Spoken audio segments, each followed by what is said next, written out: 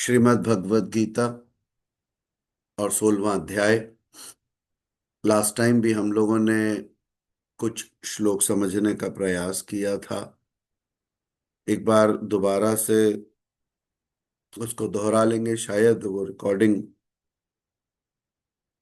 Process नहीं हो पाई थी। तो ये जो अध्याय है इसके अंदर ब्रॉडली भगवान ये बताने का प्रयास कर रहे हैं कि आसुरी जो प्रवृत्ति वाले या संपदा वाले लोग हैं और जो दैवी संपदा वाले लोग हैं वो हम सबके आसपास ही होते हैं। और सही मायने में कहा जाए तो ये दोनों प्रवृत्ति एक ही इंसान में भी हो सकती हैं या होती हैं, है ना। तो जो आसुरी प्रवृत्ति के लोग हैं और दैवी संपदा के लोग हैं उनमें क्या गुणों में डिफरेंस होता है, हाउ दे आर डिफरेंट। तो कहीं ना कहीं is this a difference between the positive and the negative. Yes. Do people transform, क्या लोग रूपांतरित या परिवर्तित होते हैं?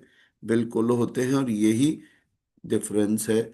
जब भगवान ने कहा कि कुरुक्षेत्र धर्म क्षेत्र, तो धर्म क्षेत्र वो होता है जिसके अंदर ऑलरेडी पॉजिटिविटी यानी दैवी संपद बड़ी बड़ी हुई होती है। और कुरुक्षेत्र क्या होता है? कुरु मीन्स करो। कुरुक्षेत्र वो है जब आपको कुछ करना चाहिए, करने की जरूरत है। तो इस अध्याय में, षोडशो अध्याय,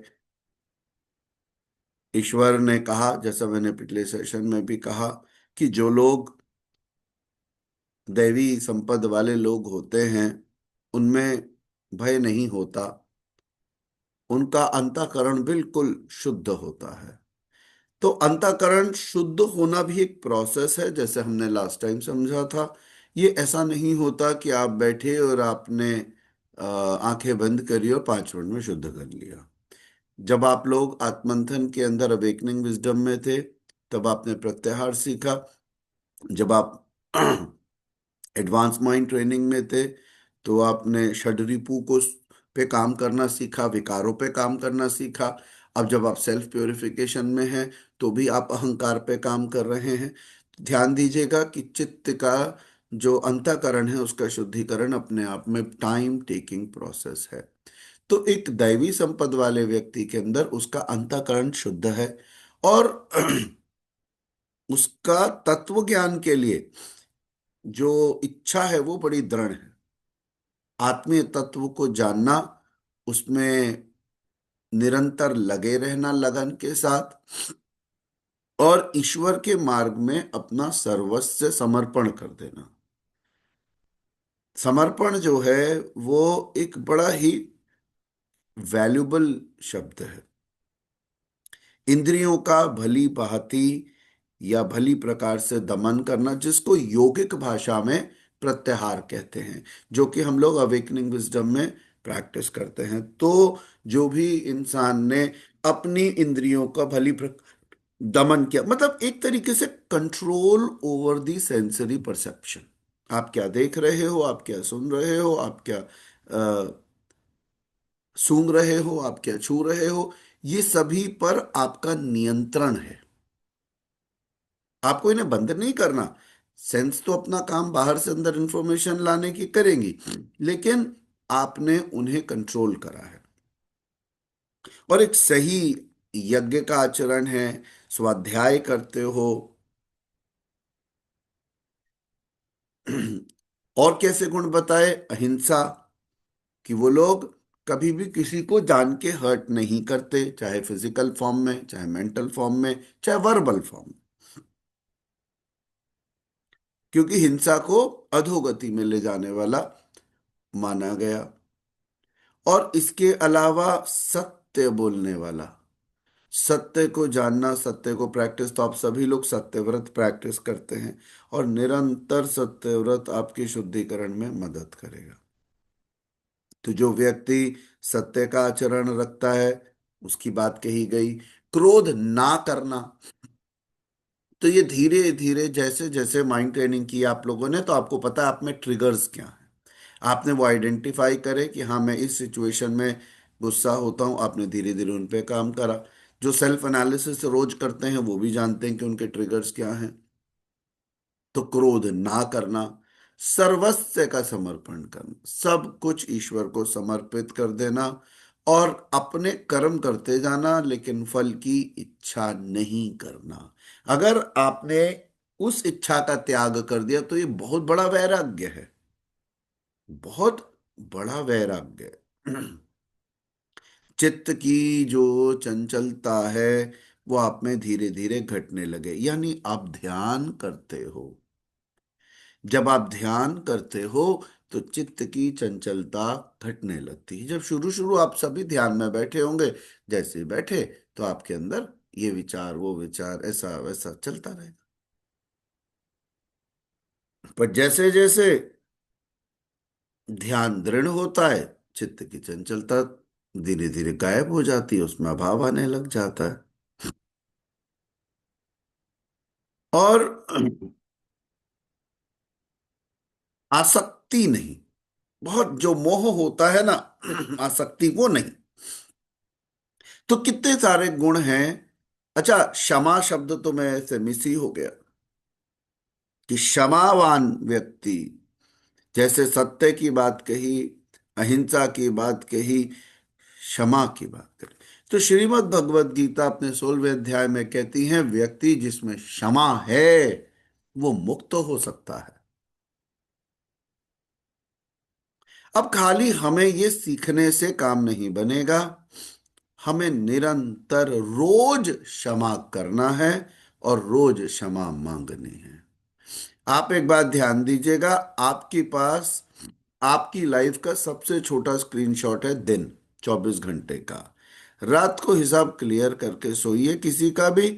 सुबह उठे, ऐसे उठें जैसे कि आज ही पैदा हुए हैं आप, फ्रेश अकाउंट।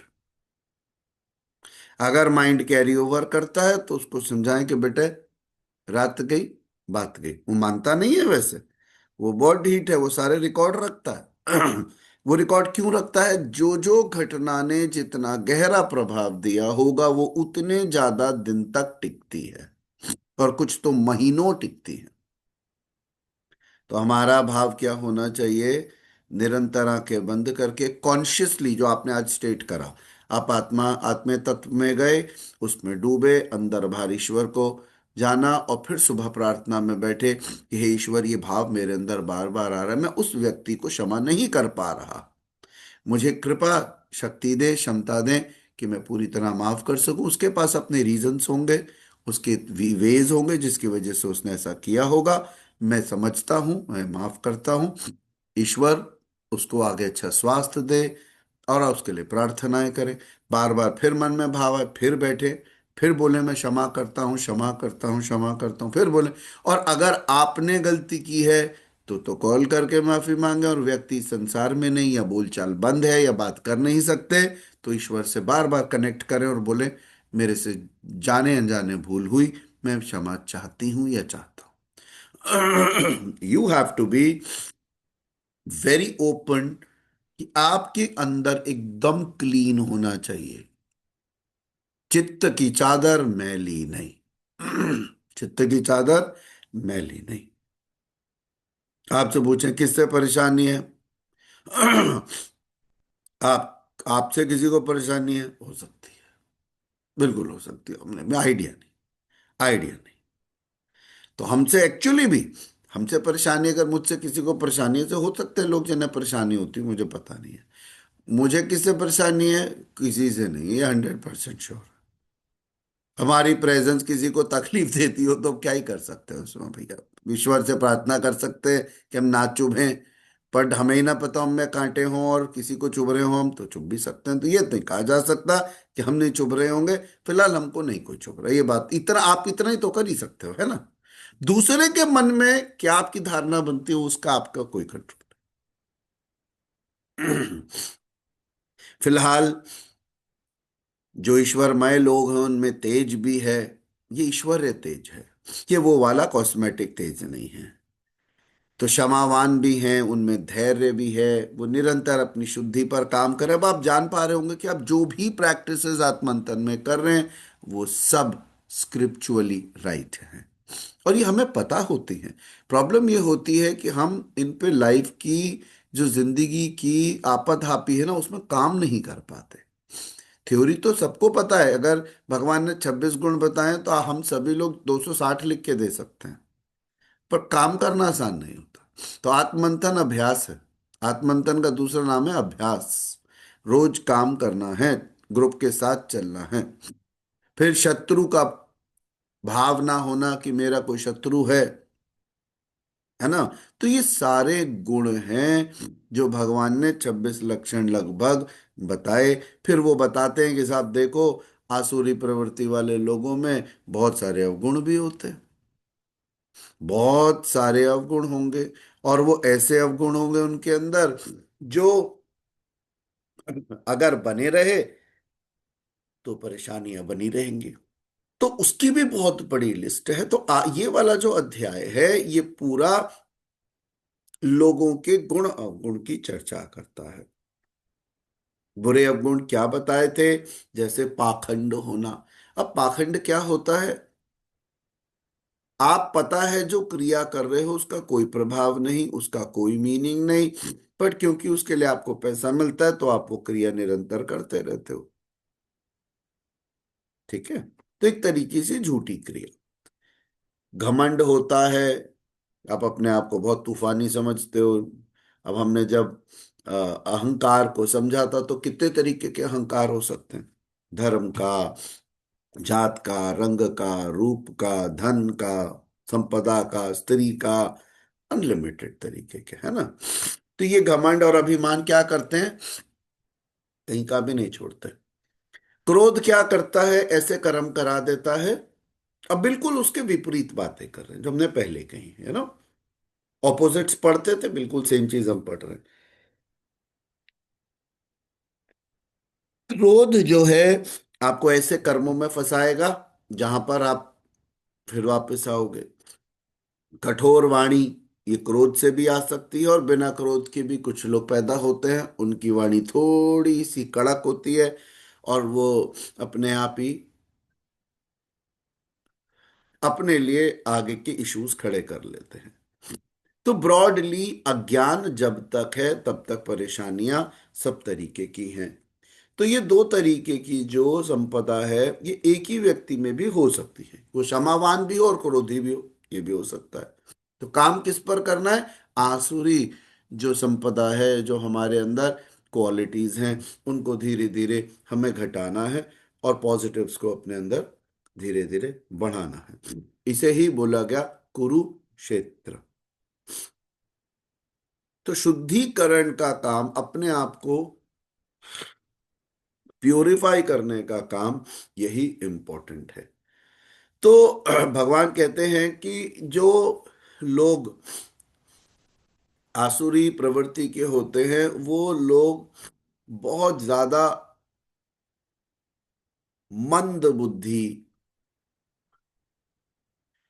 अपकारी और क्रूर तरीके के होते हैं। तो वो कुछ ना कुछ ऐसा काम करते रहते हैं जिससे कि जगत का नाश हो, लोगों को तकलीफें हो, और उन्हें उसमें मजा भी आता है। वो सब क्रियाएं करने में बहुत आनंद आता है, दूसरों को तकलीफ देने में।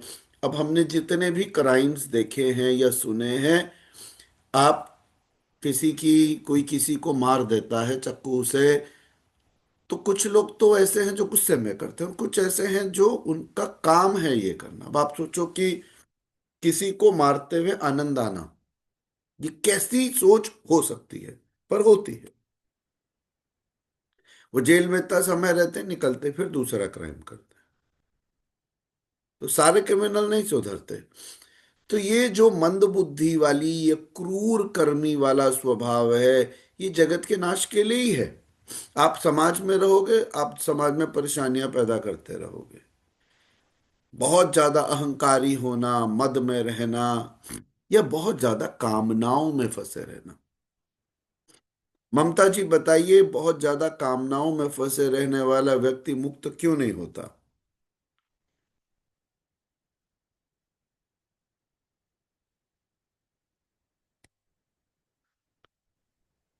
तो जब हम अपनी कामनाएं रखते हैं तो जो हमारा सबसे मेन जो टारगेट समर्पण, हम समर्पण नहीं कर पाते, और जो हमारी जो प्रवृत्ति है, इच्छा जो, वो हम खत्म नहीं कर पाते, तो हमारा ध्यान भटकता है। ध्यान भटकने से जो जो हमारा टारगेट है उसको हम अचीव नहीं कर पाते।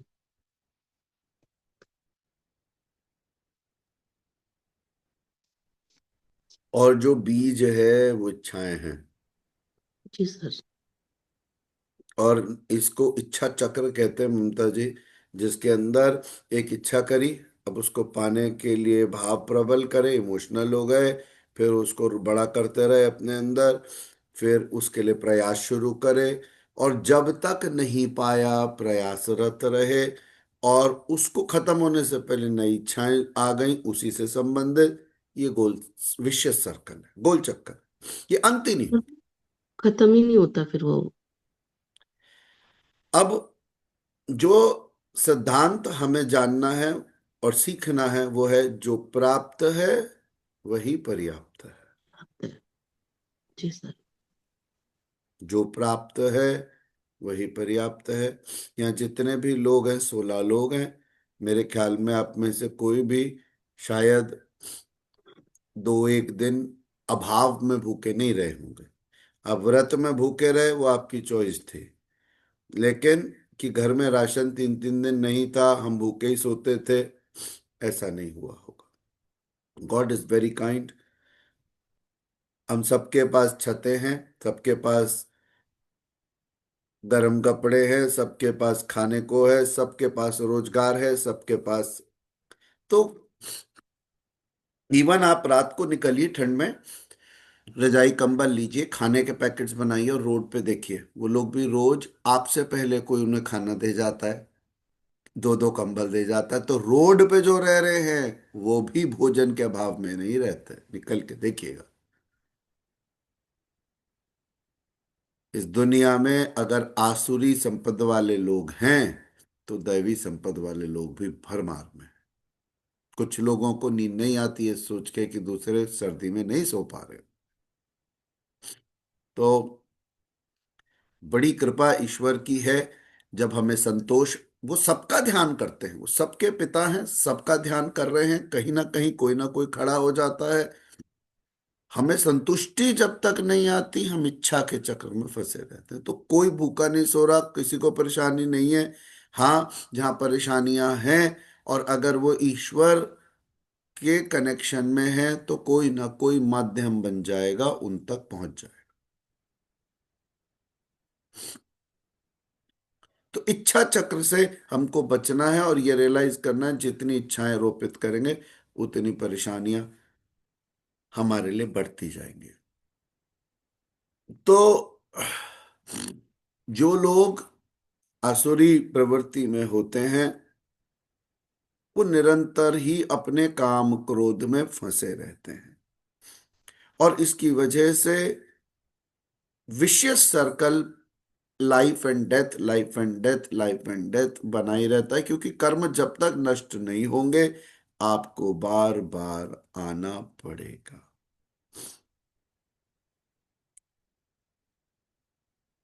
वो लोग सोचते हैं कि मैंने आज ये पाया है, इस मनोरथ को मैं प्राप्त करूंगा, मेरे पास इतना धन है, अब फिर कब इतना होगा।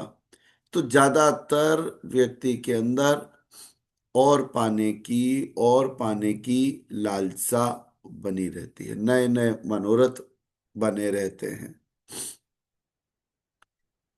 तो जो वाक्य अभी हमने सीखा, जो प्राप्त है वही पर्याप्त है, आपका मन शांत होता है, आप ईश्वर को कृतज्ञता के साथ भाव अपने अर्पित करते हो कि धन्यवाद, आपका जो दिया वो भी बहुत है।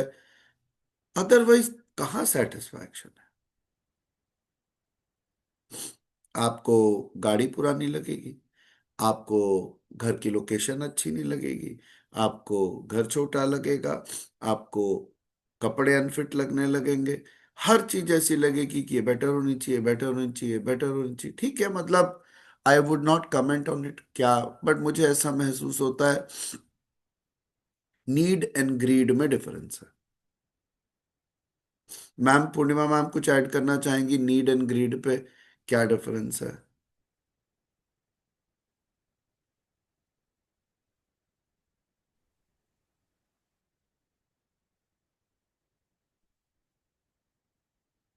सर नीड इस जीवन को जीने के लिए पर्याप्त होती है, और ग्रीड है जो हमें इस जीवन में विचलित ही रखती है, और जो हमारे मन को भी शांत नहीं होने देती है।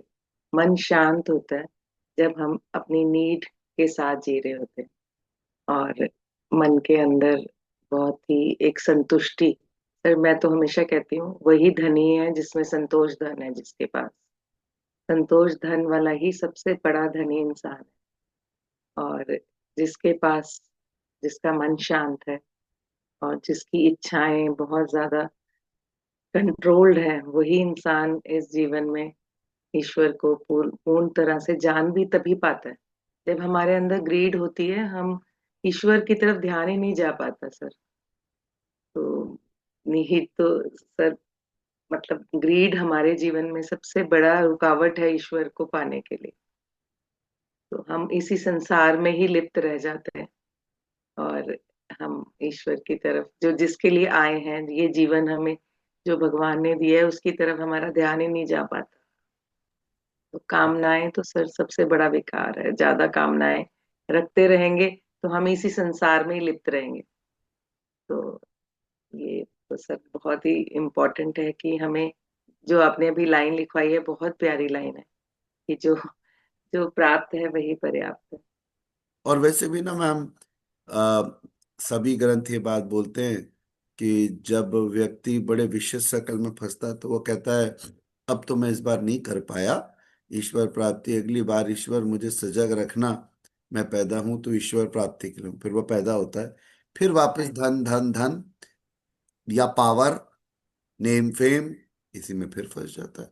फिर वो एक ऐसे विशेष सर्कल में आता है, वो सोचता है सक्सेसफुल तो वो है जिसने ज्यादा पैसे कमाए, सक्सेसफुल हम्म। वो है जिसने प्राइम लोकेशन पे बंगला बनाया, सक्सेसफुल वो है जिसके पास लग्जरी कार है, तो तुम तो लूजर हो। तो आमतौर पर 99% लोग स्पिरिचुअल लोगों को लूजर समझते हैं। और मजेदार बात है कि भाई एंड ऑफ लाइफ उन्हें रियलाइज होता है ये फिर खत्ते खाते चली गई, बिल्कुल। फिर आना पड़ेगा। कहते हैं जिसको दुनिया पागल समझती है वो सोचता है मैं हूं पागल या ये है पागल। पॉइंट का डिफरेंस है। और बहुत अच्छा मैम आपने बताया नीड एंड ग्रीड का डिफरेंस। जब हमारी जरूरत है और हम लेते हैं क्योंकि हमें जरूरत है तो हम्म। राइट है। जब हम इसलिए लेते हैं क्योंकि सोशली जरूरत है या किसी भी वजह से जरूरत है तो वो ग्रीड फैक्टर में आ जाते हैं। बिल्कुल। या नहीं है? परिवार तभी बढ़ा, हमें। आपने 5 सीटर कार ली, आपने 7 सीटर कार ली, नीड। बिल्कुल। पर क्योंकि हमारे स्ट्रेटा के लोग अभी 7 सीटर में रहते हैं और हम सेंटरों में घूम रहे हैं तो ये ग्रीड है। तो बहुत हाँ। सिंपल सी बात है नीड एंड ग्रीड का। तो नीड बेस्ड तो जो मर्जी सबको खरीदना है, राशन भी आता है, घर में कपड़े भी आते हैं जरूरत पे। पर ग्रीड में आता है कि भाई इस तरीके से तो स्टेटस वाइज तो हमें ऐसा करना ही चाहिए। तो यहाँ लाइन पतली सी ड्रॉ की जा सकती है। बिल्कुल। और और सर जितना तभी। एक्स्ट्रा धन आपके हाँ जी। पास बचता है उसको धर्म के काम में, याद रखें दशांश तो छोटा सा नियम है। Ideally 1/4 of the income should be given for good purposes. 1/4 यानी 1/4। पर जिनके लिए जिम्मेदारियां ज्यादा उनके लिए दशांश है, यानी कि 1/10 of the income should be given. तो आप जो काटें, जो बचाएं, उसका कुछ हिस्सा किसी पर्पस के लिए खर्च करें। पर्पस भी ईश्वर आपके सामने रख देंगे। आप सजग रहें, आप जहां जाएंगे मौके मिल जाएंगे, बिलीव मी। अगर आप इच्छा लेके चलते हैं कि प्रभु सेवा तो आपने करनी है जिसकी जहाँ चाहे, हाथ उठवाना, जेब में डलवाना, निकलवा देना, वो आप जानो, मुझे नहीं पता। तो आपको बहुत लोग दिखने लगेंगे जो नीडी हैं, प्रोफेशनल बैगर्स नहीं। गवर्नमेंट कहती है don't support professional beggars, but needy भी दिख जाएंगे। और कुछ ना कुछ ऐसा होगा जो चुपचाप होता रहेगा। आप जीवन में कटौती कर रहे होंगे लेकिन कहीं भर्ती कर रहे होंगे। This will always happen in your life. और आपको महसूस होगा कि अंदर से एनरिचमेंट हो रहा है। एक चीज होती है जब आप दिखाते बहुत हो, होता कम है। एक जो होता है जब बहुत कुछ हो रहा होता है, वो इतना आनंदित करता है, आपका मन ही नहीं करता कुछ बात करने के लिए उसके बारे में। तो वही अमृत आनंद का हमें भरता रहे, ईश्वर से प्रार्थना है। Thank you Purnima ma'am. आगे हम लोग बढ़ते हैं। तो अभी हम लोग 16वें अध्याय पर हैं और 14वें श्लोक पर हैं। तो भगवान ये बात कह रहे हैं कि समझा रहे हैं कि जो आसुरी और दैवी संपद वाले लोग हैं वो कैसे अलग अलग होते हैं और आसुरी संपद किस तरह एंटेंगल हो जाता है। तो भगवान कहते हैं कि वह शत्रु मेरे द्वारा मारा गया और दूसरे शत्रुओं को भी मैं ही मारूंगा। मैं ही ईश्वर और ऐश्वर्य को भोगने वाला हूं। मैं ही सिद्धियों से युक्त बलवान और सुखी हूं। तो ईश्वर ही हैं जो सबके अंदर से काम कर रहे हैं। ईश्वर ही हैं जिनके हाथ में ये सत्ता है, जो आपको सब समय समय पर देंगे। देखिए, इसमें हम दो पॉइंट्स पर बात करते हैं। कभी कभी हम ईश्वर की नाम लेते हैं, कभी कभी आप कहते हैं आपके पिछले जन्मों का कर्मफल है। सच्चाई यही है, लेकिन फिर भी जो मालिक है उसकी इच्छा के बिना कर्मफल भी नहीं मिलता। तो कमाया तो आप ही नहीं है, मेरिट आप ही का ही है, लेकिन फिर भी हम लोग ईश्वर को हमेशा कहते हैं, क्योंकि उनकी इच्छा के बिना कुछ भी प्राप्त नहीं हो सकता। ईश्वर ही आपको वो सुख आनंद शांति भी वही दे रहे हैं। मैं बड़ा धनी और बड़े कुटुंब वाला हूं। अब जो अहंकारी व्यक्ति है, जिसमें अवगुण है, उसके अंदर इन चीजों का लोभ आ जाता है। उसे ऐसा महसूस होता है कि मैं बहुत ज्यादा धनी हूं, मेरा बड़ा परिवार है, मेरे जितना कोई मुझे धनी व्यक्ति नहीं है, मैं किसी भी शत्रु को मार सकता हूं। तो सच्चाई ये है कि ईश्वर ही अकेला मालिक है जो इसे चला रहे हैं। लेकिन हमें क्या लगता है कि मैं शत्रुओं को मारता हूं, मैं ही बाकियों को मारूंगा। तो क्षत्रियों के अंदर तो शत्रु को मारने से रिलेटेड अहंकार बहुत ज्यादा होता है। और मैं वर्थ हूं ईश्वर और ऐश्वर्यों को भोगने के लिए, मुझे मिलनी चाहिए धन दौलत, मैं डिजर्व करता हूं। तो अक्सर जब आसुरी प्रवृत्ति में लोग आ जाते हैं तो वे सच भूल जाते हैं कि ईश्वर ही मालिक है, ईश्वर के थ्रू आपको मिलता है। बट उनको ऐसा लगता है कि मुझे, मैं डिजर्व करता हूं ऐश्वर्य, मुझे सिद्धियां मिलनी चाहिए, मुझे बल मिलना चाहिए, मुझे सुख मिलना चाहिए। तो आसुरी प्रवृत्ति में व्यक्ति खुद को बड़ा मानने लगता है, ईश्वर समान मानने लगता है। धनी हूं, धन मेरे मैं डिजर्व करता हूं, मैं दान देता हूं, हर चीज का अहंकार। और ये अहंकार उसको एंटेंगल करने लगता है। अब आप सोचिए, कोई अहंकारी व्यक्ति को आदत हो गई धन की, और किसी भी एक दिन, वन गुड डे, धोखा पड़ गया, पार्टनर ने, बच्चे ने, भाई ने, किसी ने भी धोखा दे दिया, क्या होगी स्थिति? आप टूट के बिखर जाओगे, क्योंकि आपने जो सत्ता क्रिएट करी थी वो रेत की थी। रेत तो ऐसे बिखर जाती है। तो ये आप फंसते हो एक्चुअली। तो ऐसे लोग, क्या होता है, भ्रमित हुए वो होते हैं, वो मोह जाल में फंसे हुए होते हैं।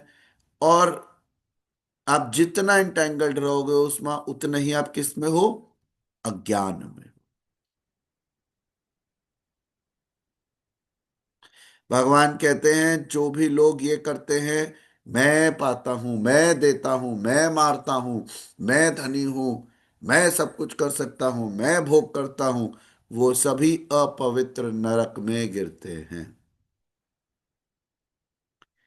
तो जो ईश्वर के लिए हमें बात कहनी थी, वो बात हम स्वयं के लिए कहते हैं। हम अपने आप को बिल्कुल ईश्वरीय मानने लग जाते हैं। नॉट दैट सरेंडर्ड हो आप, आपको फील होता है कि मैं कम नहीं हूं, मैं बहुत पावरफुल, मैंने ही सब कुछ करके दिखाया है। तो अपने आप को ही श्रेष्ठ मानने वाला, जो सबसे सुप्रीम मानता है, जो धन और मान के ही एक तरीके से सुरूर में रहता है, ऐसा जो घमंडी इंसान है, वो पाखंड में फंसता जाता है। ज्यादातर क्रियाएं भी पाखंड की करता है। अब कहीं ना कहीं कुछ कर्म ऐसे किए कि इस लाइफ में आप वो चीजें पा रहे हो, अर्थ या काम। हो सकता है पार्शियली धर्म भी करते हो, लेकिन धर्म में भी भगवान कहते हैं कि अगर आप आसुरी प्रवृत्ति को, तो पाखंड में बहुत ज्यादा फंसोगे। तो ऐसा इंसान क्या करता है? दूसरों की निंदा करता है। जब आप अपने आप को हाय मानोगे, तो अपने साथ दो तीन बंदे बैठा लोगे और बैठ के बोलो, हाँ भाई उसका क्या आजकल चल रहा है, तो शुरू हो जाएगा निंदा पुराण। तो अब आप शुरू हो गए, अब आपने अपने पौन घंटा, एक घंटा, 2 घंटा किसी की हंसी मजाक में निकाल दिया। तो निंदा पुराण तो सबसे इजी होता है करना। तो जब आपकी तूती बजती है, तब निंदा पुराण आप बहुत अच्छा कर सकते हो। लेकिन आप याद रखना कि आप वही कर रहे हो जो आप हो। समय का बड़ा फेर है, किसको आकाश और किसको जमीन पे पटक दे। जब आप आकाश पे हो, तो आपको लगता है कि आप क्या टैलेंटेड हो। फिर जमीन पे आके गिरते हो, तो आपको लगता है वो टैलेंट कहाँ चला गया मेरा, ये कैसे हो गया। फिर आप ब्लेम गेम करते हो कि मेरे तो पर उतर दी किसी ने, इसीलिए मैं नहीं उड़ पा रहा, नहीं तो मैंने तो आकाश छुआ था। रियलिटी ये है, समय का फेर सबके जीवन में आएगा। कालचक्र किसी को नहीं छोड़ रहा। अब आप कितनी जमीन से जुड़कर चलते हो दोनों समय में, ये आपकी चॉइस है।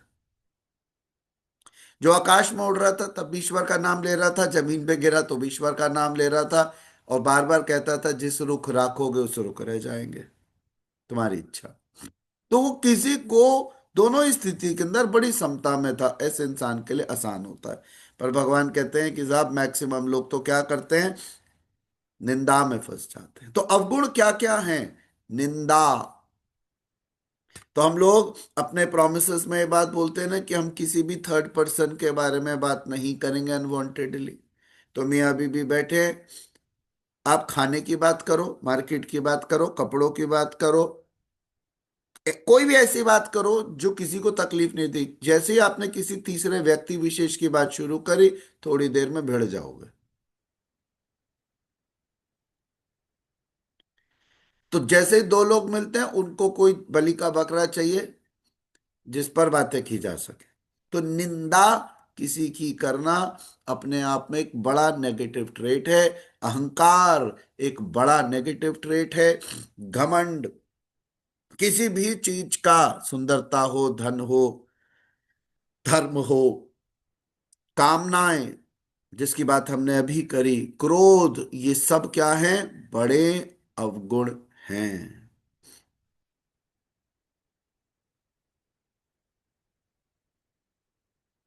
और शरीर में स्थित अंतर्यामी परमात्मा से द्वेष करना, हर एक में ईश्वर है, और आप उस ईश्वर से द्वेष करते हो। सोचिए कि कोई कितना अहंकार में फंस सकता है कि वो ईश्वर को ही कुछ ना माने।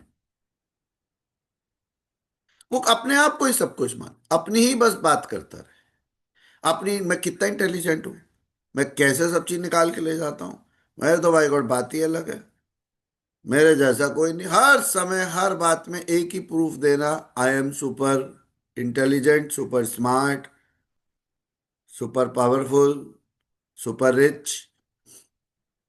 तो सुपर से भी ऊपर कोई है। सब कुछ रिकॉर्ड हो रहा है, एवरीथिंग। आप याद रखिएगा, हम सबके पास एक इनविजिबल कैमराज हैं विच आर रिकॉर्डिंग एवरीथिंग। जब आप अकेले हो तो भी वो रिकॉर्डिंग ऑन है। एक सजग व्यक्ति कॉन्शियस होता है, जो सजग नहीं होता वो कॉन्शियस भी नहीं होता। तो अब आप ईश्वर से भी द्वेष करते हो? बिल्कुल करते हैं।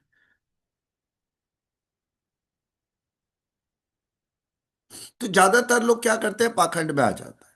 जो यज्ञ भगवत गीता में बताया गया वो नहीं करते उस तरीके से, वो उसको विधि को त्याग देते हैं, सही मतलब को त्याग देते हैं और नाम मात्र के यज्ञ करते हैं, या फिर यज्ञ के नाम पे कुछ ना कुछ करते हैं। तो अपने अंदर स्थित परमात्मा को, उस तत्व ज्ञान को जानने की बजाय उससे क्या करते हैं, द्वेष करते हैं। कुछ लोग सुनते हैं, फिर आगे और चर्चा करेंगे। Just a second.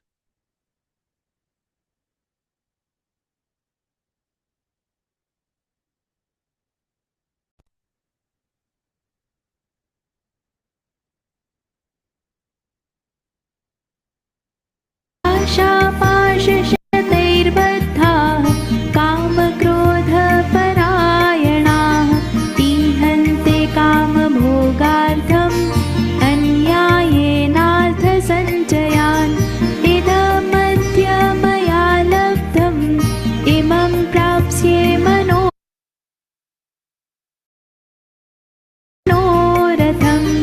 इदमस्ति इदमपि मे भविष्यति पुनर्धनम् असौ मया हतः शत्रुर्हनिष्ये चापरानपि ईश्वरोऽहमहं भोगी सिद्धोऽहं बलवान् सुखी आढ्योऽभिजनवानस्मि कोऽन्योऽस्ति सदृशो मया यक्ष्ये दास्यामि मोदिष्य इत्यज्ञानविमोहिताः अनेकचित्तविभ्रान्ता मोहजालसमावृताः प्रसक्ताः कामभोगेषु पतन्ति नरकेषु च आत्मसम्भाविताः स्तब्धा धनमानमदान्विताः यजन्ते नाम यज्ञैस्ते दम्भेनाविधिपूर्वकम् अहङ्कारं बलं दर्पं कामं क्रोधं च संश्रिताः मामात्मपरदेहेषु प्रद्विषन्तोऽभ्यसूयकाः तानहं द्विषतः क्रूरान् संसारेषु नराधमान् क्षिपाम्यजस्रमशोभान् आसुरीष्वेव योनिषु आसुरीं योनिमापन्ना मूढा जन्मनि जन्मनि मामप्राप्यैव कौन्तेय ततो यान्त्यधमां गतिं त्रिविधं नरकस्येदं द्वारं नाशनमात्मनः कामः क्रोधस्तथा लोभस्तस्मादेतत्त्रयं त्यजेत् एतैर्विमुक्तः कौन्तेय तमोद्वारैस्त्रिभिर्नरः आचरत्यात्मनः श्रेयः ततो याति परां गतिं यः शास्त्रविधिमुत्सृज्य वर्तते कामकारतः न स सिद्धिमवाप्नोति न सुखं न परां गतिं तस्माच्छास्त्रं प्रमाणं ते कार्याकार्यव्यवस्थितौ ज्ञात्वा शास्त्रविधानोक्तं कर्म कर्तुम् इहार्हसि।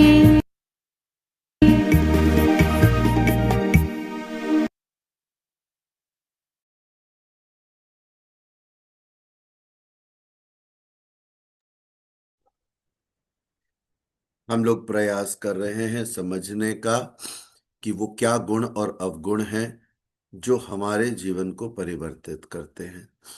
सजगता भी खुद में अपने आप में एक सॉल्यूशन है। When you are aware, that means you are somehow conscious of it and consciously you are working on it. तो भगवान कहते हैं कि मुझसे द्वेष करने वाला वो जो व्यक्ति होगा, पापचारी व्यक्ति होगा या कोई जो क्रूर कर्मी होगा, को मैं संसार में निरंतर आसुरी योनि में ही गिराता हूं। तो बार बार जब आप आसुरी योनियों में गिरते हैं, नीचे की ओर गिरते हैं, तकलीफों में बार बार जन्म लेते हैं, आप समझिए कि आपने कुछ गलत कर्म करे हैं। आप अहंकार में फंस के, क्रोध में फंस के, दुराचार में, आप कुछ न कुछ ऐसे कार्मिक नोट्स बनाते आए जिनके लिए आपको वापस अधम योनियों में जाना पड़ा। जो शास्त्र विधि को त्याग कर यजन करते हैं वैसे पाप, वे वो लोग क्या हैं? पाप योनि वाले हैं।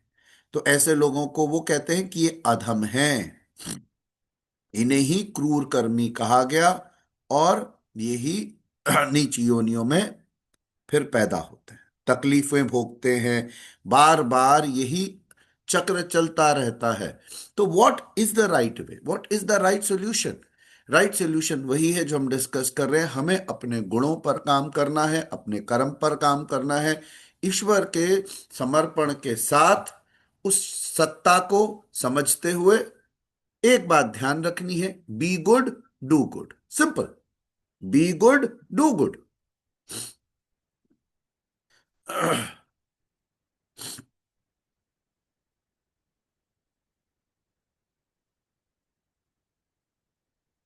भगवान कहते हैं कौनते, मूर्ख मनुष्य, जो मूर्ख मनुष्य है वो जन्म जन्मांतरों तक आसुरी योनि को प्राप्त हुए, जन्म जन्मांतर तक आसुरी योनियों को प्राप्त हुए, मुझे ना प्राप्त होकर पहले से अति नीच गति को प्राप्त होते हैं, जिसका नाम नरक है। तो जब आप पैदा होते हो और ऐसी योनि में पैदा होते हो जिसमें तकलीफें हैं, वही नरक है। क्यों? क्योंकि आपने फिर गलत कर्म करे, दूसरों को तकलीफें दी, तो इस जीवन में तकलीफ भोगने आए हो। तो जब जब आप ऐसे जन्म में आओगे जिसमें आपको तकलीफें होंगी, तो ऐसा अधम जीवन जीना ही नरक है। जब आप अच्छे कर्म करते हो, अपने गुणों पर काम करते हो, तो ईश्वर कहते हैं या तो तुम मेरे हो जाते हो या फिर अच्छी। अब आप कोई व्यक्ति ऐसी जगह जन्म लेता है जहां पैदा होते ही सब नौकर चाकर, सुख सुविधा, हर चीज उसको उपलब्ध है, तो आपने कुछ तो अच्छे कर्म किए होंगे ना। हाथ में नहीं उठा रहे हो, माँ भी मेरा बच्चा करे जा रही है, पिताजी कह रहे हैं जो मेरे बच्चे ने बोल दिया, पिताजी मैंने कनाडा पढ़ने जाना, ओके बेटे चिंता मत करो। आपको ऐसा लग रहा भाई गॉड आप राजकुमार हो, आपकी हर बात पूरी की जा रही है, तो कुछ तो कर्म करके आए थे ना। ऐसा थोड़ा ही होता है। मेरिट तो है ही, बिना मेरिट के कोई भी कुछ डिजर्व नहीं कर रहा। What you get, why? Because you have invested good karmas in it. तो आप किसी को तकलीफ होता है बोलते हुए थोड़ा ठीक नहीं लगता कि भाई सच तो यही है, what you sow shall you reap. तो कभी ना कभी तो हुआ होगा इस जन्म में नया से। तो इंसान तकलीफ भोगता है, तो तकलीफ तो है ही, लेकिन उसको काटना और अच्छे नए कर्म रोपित करना ही एक फाइनल सॉल्यूशन है।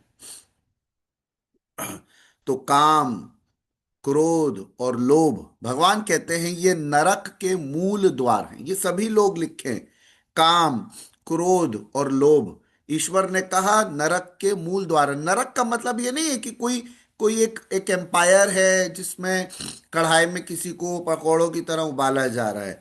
यहां पर नरक का मतलब है अधम योनियों में जिसमें कष्ट मिलते हैं, ऐसे में जन्म लेना। तो तीन बातें बताई, काम, क्रोध, लोभ। काम मतलब लस्ट भी हो सकता है और कामनाएं भी हो सकती हैं। क्रोध मतलब आप में बहुत गुस्सा है, और लोभ मतलब लालच। तो ज्यादातर लोग लालच के चलते और पैसा और पैसा और चीजें और सामान, इवन स्त्री संबंधित भी लालच होता है। कुछ भी पाने की इच्छा लोभ है। मेरे अकॉर्डिंग कुछ ना चले तो मैं सब हिला दूं, ये क्रोध है। और निरंतर कामनाओं की फैक्ट्री जब ऑन रहे तो काम है ही है। कामनाएं कुछ भी हो सकती हैं। तो ये क्या है? नरक के द्वार हैं काम क्रोध लोभ। भगवान कहते हैं ज्यादा कुछ ना करो। लोभ यानी लालच पर अंकुश लगाओ, क्रोध के पे नियंत्रण लगाओ, और कामनाओं पे नियंत्रण। ठीक है, तो ये तीन शब्द ऐड हुए। अब हम अपने अभ्यास में ये तीन शब्द डालेंगे। हमारे अभ्यास में हम जो लिखते हैं बहुत छोटा सा आता है, उसमें लिखेंगे काम क्रोध और लोभ के ऊपर नियंत्रण पर हम काम कर रहे हैं। ठीक है, तो आप निरंतर देखिए, बहुत सारी बातें बोली भगवान, तो 26 बोल रहे हैं, इतना लिखना मुश्किल है। उन्होंने कहा तीन इंपॉर्टेंट है, तीन पर खास काम करते हैं। एंगर पूरे दिन में नहीं होना चाहिए, लालच नहीं होनी चाहिए, कामनाएं नहीं होनी चाहिए। सिंपल तीन बातें हमारे लिए आसान होंगी मॉनिटर करनी। ठीक है, तो हम क्या लिख रहे हैं कि हम इन पर नियंत्रण रखने पर काम कर रहे हैं, केवल इतना ही। और अगर हफ्ता भर आपने ऑब्जर्व करा, ना क्रोध आया, ना लोभ आया, ना कामनाएं आई, समझ लीजिएगा सही जा रहा है। तो छोटा टेस्ट लेते हैं हफ्ते हफ्ते का अपना, और आ गया तो कोई टेंशन नहीं है, इतनी बड़ी बात थोड़ी, ह्यूमंस हैं। बट अगले हफ्ता ट्राई करते हैं कि इनमें से कोई भी प्रोमिनेंट ना उठे। ठीक है, बहुत छोटा छोटे टेस्ट है। ये आत्मा का नाश करने वाले हैं, ऐसा भगवान कहते हैं। काम क्रोध और लोभ क्या करते हैं? आत्मा का नाश मतलब एक्चुअली आत्मा कभी नाश नहीं होती, बट इसका मतलब ये है कि आप अपने चित्त में और नए नए विकार खड़े कर रहे हो, तो आप और परेशानी में आ जाओगे और तत्व ज्ञान से दूर चले जाओ, तो अधोगति में ले जाते हैं। तो ये तीनों का त्याग करना चाहिए। ये तीनों बहुत मेजर चीजें हैं। आसुरी संपद कहते हैं भगवान इन पर टिकी है। आसुरी संपद किस पे टिकी है? काम क्रोध लोभ।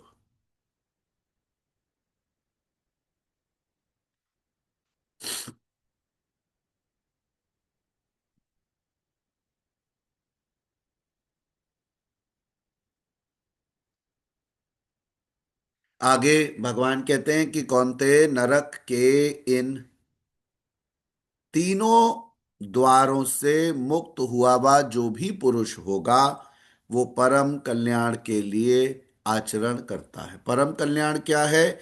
ईश्वर के साथ जुड़ना, उनकी आराधना करना, भजन करना। तो याद रखिएगा, जैसे जैसे आप सांसारिक इन तीन चीजों से मुक्त हो जाओगे, आप ईश्वर की शरण में अपने आप आ जाओगे। तो परम कल्याण के लिए आचरण करता है और उसे परम गति प्राप्त होती है, यानी कि मुझे प्राप्त करता है। तो तीन शब्दों में आज के चैप्टर को समेटते हैं, क्योंकि बहुत सारी बातें, बहुत सारे गुण, बहुत सारे अवगुण पे चर्चा की गई। इन तीन पर मेजर फोकस हमें बनाना है, क्योंकि उन्होंने क्या कहा? आसुरी संपदा का आधार टिका है इन तीनों पर। तो यहां मुझे ऐसा लगता है, लोभ से तो ऑलरेडी मैं जिस ग्रुप में बैठा हूं, लोभ से मुक्त लोग, ऐसा मेरा अपना मानना है। समय से काम आएगा, जो काम आएगा वो आपको करना है। ऐसा नहीं कि अब आप कमाना जाना छोड़ रहे हो, बट आप लालची नहीं हो। लालची का क्या अभिप्राय है?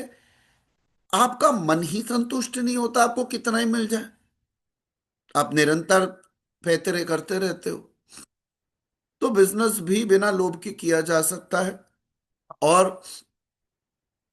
क्रोध तो हमें पता ही है, क्रोध तो बहुत क्लियर डिमॉन्स्ट्रेट ही हो जाता है। लोभ नहीं दिखता, क्रोध दिख जाता है।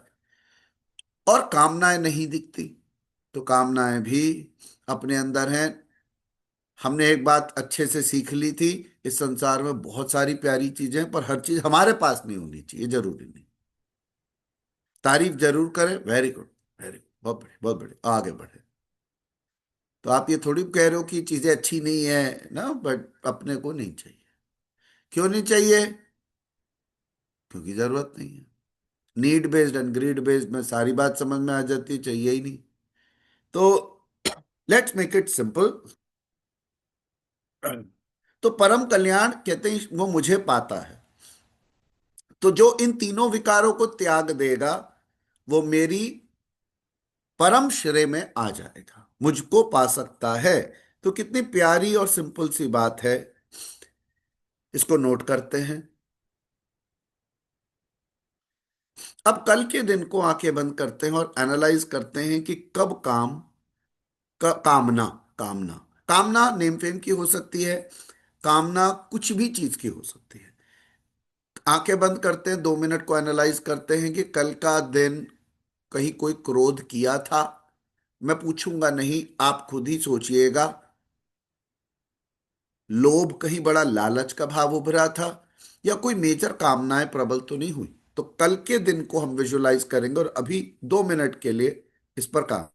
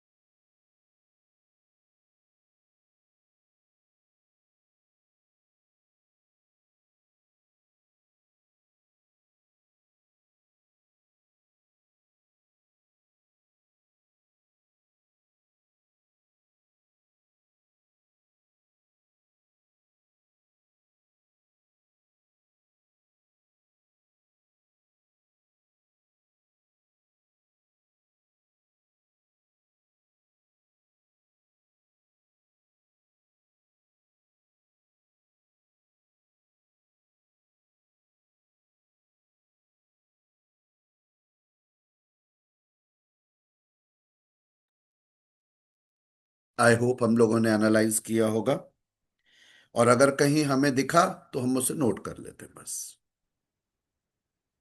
आगे बढ़ते हैं। भगवान कहते हैं कि देखो भाई, अगर तुम शास्त्र विधि से काम करते हो और अपने मन की नहीं चलाते जो तुम्हें ठीक लगता है, ठीक है, अपनी इच्छाओं से नहीं करते, तो तुम परम गति के सुख पाओगे, क्योंकि मैंने तुम्हें विधिवत तरीके से क्लैरिटी से शब्द शब्द समझाया। फिर बोलते हैं कि देखो, कर्तव्य या अकर्तव्य को समझने के लिए शास्त्र ही प्रमाण है। अगर आप कुछ भी समझना चाहो, जैसे हम कहीं फंसते हैं तो हम विवेकी किसी बड़े जने से मिलते हैं, पूछते हैं, तो वो कहते हैं क्योंकि लोगों के मतांतर हो सकते हैं, उनमें डिफरेंट ओपिनियन, इसलिए आप शास्त्र को एक बेसिक प्रमाण मानो और उसी के अकॉर्डिंग सब क्रियाएं करो, तो आप अपने आप ही परम गति की ओर जाओगे। ठीक है।